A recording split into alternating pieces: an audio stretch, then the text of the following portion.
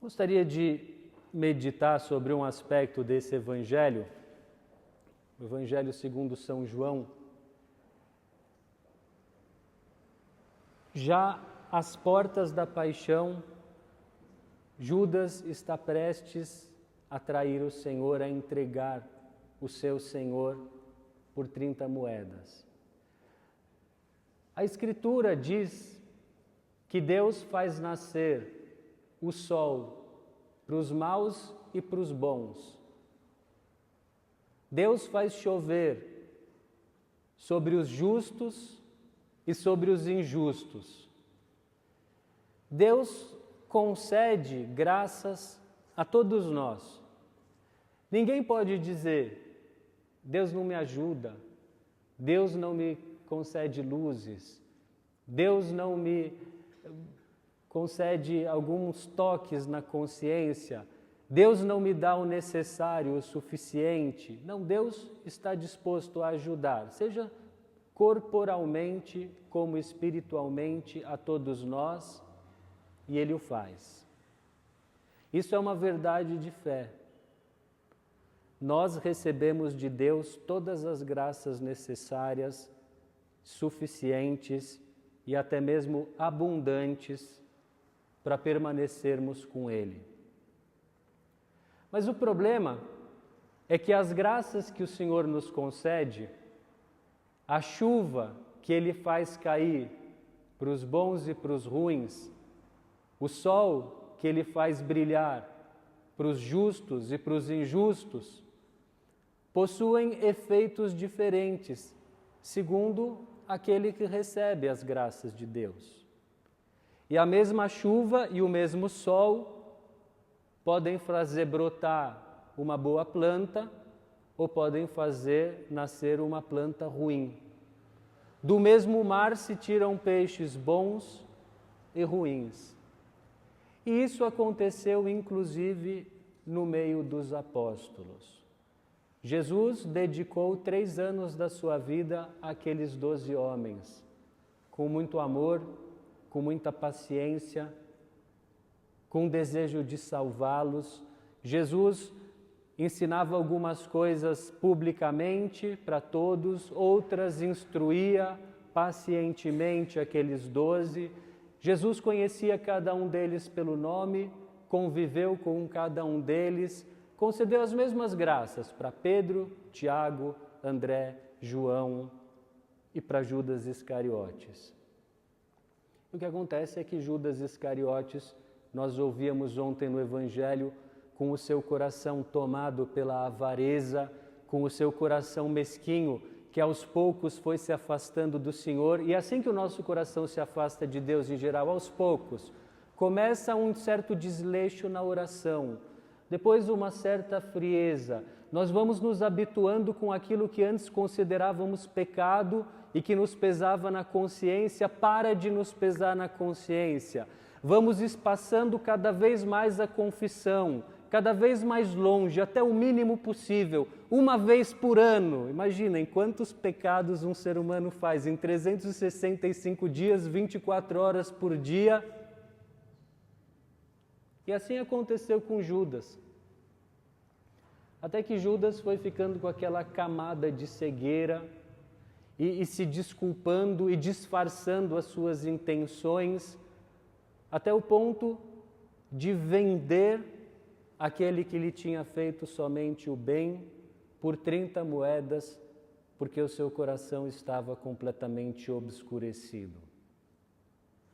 E no Evangelho de hoje, Jesus conta, aliás, São João conta, que Nosso Senhor, claro, sabia o que ia acontecer, sabia quem era o traidor, e Jesus quis mostrar para o discípulo amado, para São João, que conta em primeira pessoa esse Evangelho, que o sinal de quem seria o traidor seria esse: aquele a quem eu der um pedaço de pão passado no molho, esse é o traidor. E São João Evangelista conta que então Jesus molhou o pão, molhou um pedaço de pão e deu a Judas. Aquele que comia no prato comigo me traiu. O Senhor havia predito, me trairá. E nesse ato, que é um ato de amizade, de confiança, afinal nós sentamos na mesa e comemos do mesmo prato somente com aqueles em quem nós confiamos. Nesse ato, Jesus como que dá uma das últimas chances para Judas se arrepender. Mas diz o Evangelho que depois do pedaço de pão, Satanás entrou em Judas.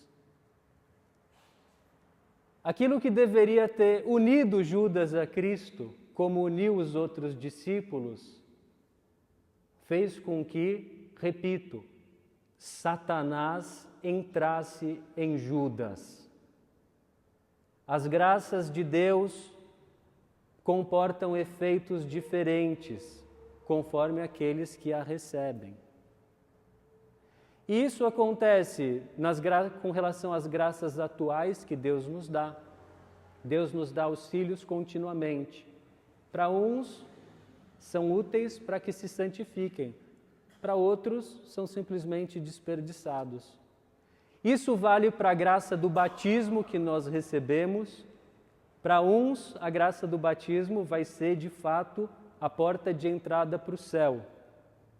Para outros, a graça do batismo vai ser um motivo a mais de condenação, porque pisou sobre a graça do seu batismo, desprezou a graça do seu batismo.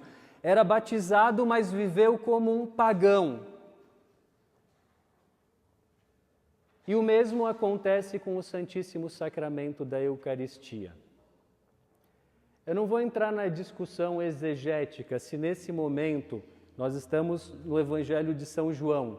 Não vou entrar na discussão exegética se nesse momento já havia acontecido a instituição da Eucaristia, mas o fato é que, assim como este pão que Jesus amorosamente entregou livremente para os seus discípulos, ao entrar na boca de Judas, fez com que entrasse junto Satanás, embora fosse um ato de amor, um ato de fraternidade, um ato de proximidade do Senhor, de uma maneira semelhante, a Eucaristia, quando nós a recebemos em estado de pecado mortal, deixa de ser um alimento para a vida eterna e passa a se tornar um alimento de condenação. A Eucaristia, o pão dos anjos, a Sagrada Comunhão, que constitui o nosso grande ato individual de adoração. Eu falo individual porque é o grande ato público de adoração, o grande ato da Igreja de adoração é a consagração da Santa Missa, é o momento mais importante da Santa Missa. Mas aquele que individualmente é o nosso momento mais próximo com o Senhor, de nos ajoelharmos e recebermos o pão dos anjos na nossa língua, se nós não tivermos com a alma devidamente preparada, se torna como o beijo de Judas. Exteriormente, um ato de culto ao Senhor. E Judas, ao se aproximar para entregar Jesus para os soldados, o beijou. Mestre! Mas com aquilo, ele entregava Jesus para os seus algozes e da mesma forma, a comunhão. Por mais que façamos com todos os sinais exteriores de reverência, e nós devemos fazer toda a reverência exterior, mas se torna, sem as devidas disposições, o beijo de Judas. E por isso convém lembrar uma vez mais, eu não vou me cansar de recordar a todos, que para nós recebermos a comunhão, primeiro, ninguém é obrigado a receber a comunhão.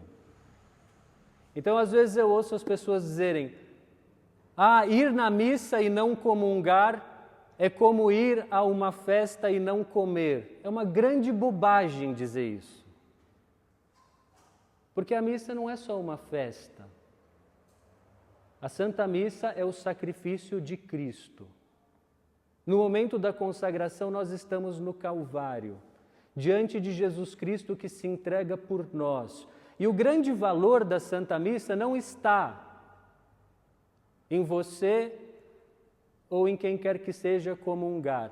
O grande valor da Santa Missa está no fato de que é Jesus quem oferece a missa, ela é o sacrifício de Cristo, o sacrifício perfeito de adoração, de ação de graças, de expiação e de súplica ao Pai Eterno. É o mesmo sacrifício da cruz que se torna presente de uma maneira sacramental e real sobre o altar. Esse é o valor da missa. E dela nós devemos nos aproximar com temor e com tremor, e ninguém é obrigado a comungar na Santa Missa a não ser o sacerdote, porque o sacerdote agindo na pessoa de Cristo, o sacerdote precisa comungar para levar à consumação o sacrifício. Porém, se o sacerdote celebrar a missa em estado de pecado mortal, ele, assim como qualquer fiel, cometerá um pecado de sacrilégio, do qual prestará contas a Deus. E por isso vocês, até por caridade, deveriam rezar, para que nós padres sempre rezemos a missa em estado de graça. Para que nós padres, oferecendo o sacrifício da missa e salvando os outros por meio dele, não venhamos nós a nos condenarmos. E é um risco muito grande esse. E por isso, com toda a caridade, eu digo, repito, as condições que são objetivas que a Igreja nos dá para nós recebermos a comunhão. Primeiro, ser batizado. Depois, claro, já ter feito a comunhão e acreditar de verdade que a hóstia, depois da consagração, é Jesus Cristo, nosso Senhor. Crer com firmeza nisso.